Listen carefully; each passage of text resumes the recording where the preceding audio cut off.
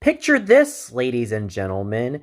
Junior prom is coming up fast and furious, but the prom date that you initially asked was not really feeling it with you, as in the chemistry between you and that initial prom date or ideal prom date was no longer there. So one of your former batchmates comes up with the most brilliant idea for you to ask one of your male colleagues who you only perceived as a colleague and nothing more to prom.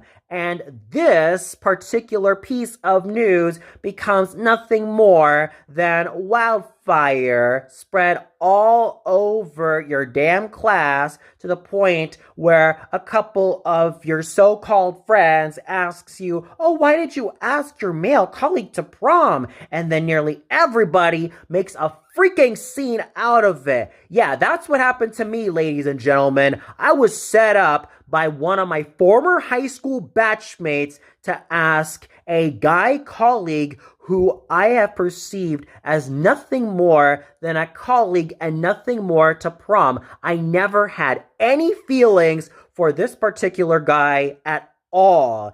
He was just someone who I saw as a colleague. And if these numbnuts knew anything about me, is that I had high standards for guys, but I was too ashamed to say it because they might judge me for being, oh, you know, gay, because back then I was living in the Philippines, which, mind you, is one of Asia's Catholic countries. So therefore, that would have been difficult for me to come out of the closet. And yet, those losers had the audacity to try to squeeze me out of the closet by setting me up with someone that I only saw as a colleague. And this news continued to permeate even after summer break, let alone after junior prom. That just shows me right there that the devil truly loves idle hands and minds, despite the fact that, oh, some of my former batchmates were honor students.